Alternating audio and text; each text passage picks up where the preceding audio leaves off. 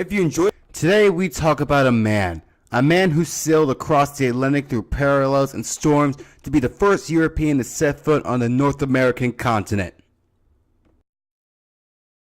Today we talk about a man who sailed across the Atlantic through parallel and storms to be the first European to set foot on the North American continent. Wait, you thought it was him? No! Get him out of my sight! Go! Now! No! None of that! Shame on you! No, I'm referring to the one and only Leif Erikson. Hey everybody, it's Leif Erikson Day! Hinga Dinga Durgan. Yes, well, Christopher Columbus gets the credit as the first European to discover the Americas, but 400 years before Columbus made his fateful journey to the Americas, Leif Erikson was the first European to actually step foot on the continent. But one may ask, who was Leif Erikson? Well, that's what we're here to talk about today. Leif Erikson was born in the year 970 or 980, depending on some sources, and came from a family of well-known Vikings. The son of Eric the Red, who settled in Greenland, and a descendant of Nadad, who discovered Iceland.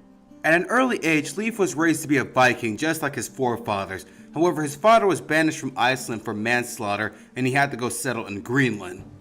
Because of this, a young Leif would be raised by one of Eric's friends named Tyrker, who Leif would consider more of a father than Eric, but would later move to Greenland to meet up with his real dad. In 999, Leif and his crew would sail to Norway. Here he would be converted to Christianity by King Olaf of Norway. No, we are not doing this joke right now!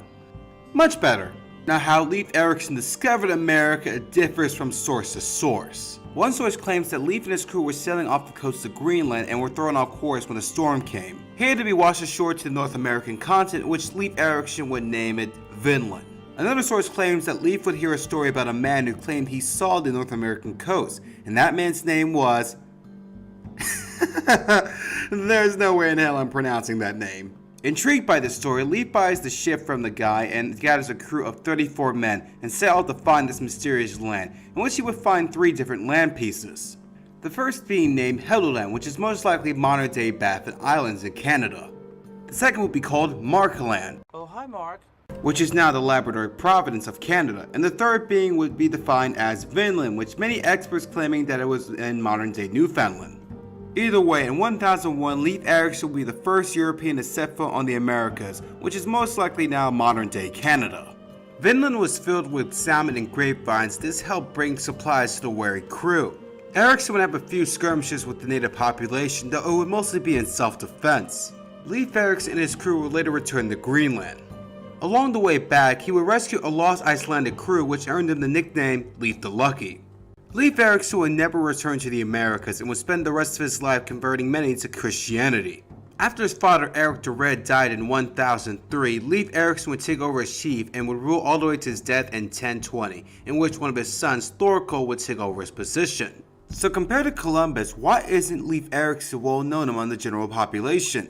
Oh, don't get me wrong, he is honored in the Midwest of the United States, which has a very high population of people with Nordic descent, and in the Nordic countries themselves. But when it comes to a European explorer who came across the Atlantic to the Americas, his name is usually overshadowed by Columbus.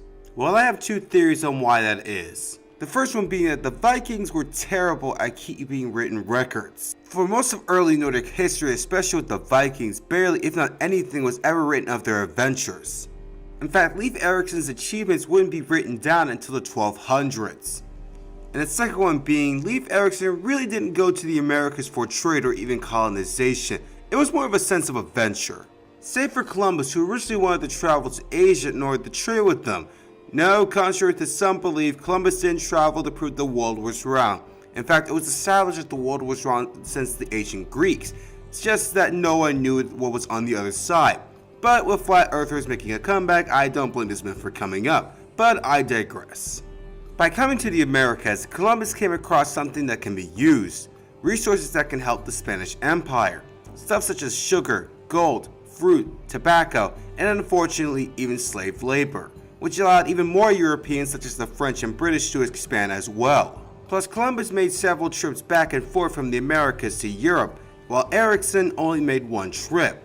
So while Leif Erikson was the first European to set foot on North American soil, it was Christopher Columbus, for better or worse depending on who you ask, that had the bigger impact. But hey, despite all that, let's not ignore the achievement of this Viking right here. Happy Leif Erikson Day! Hinga Dinga Durgan! Happy Leif Erikson Day!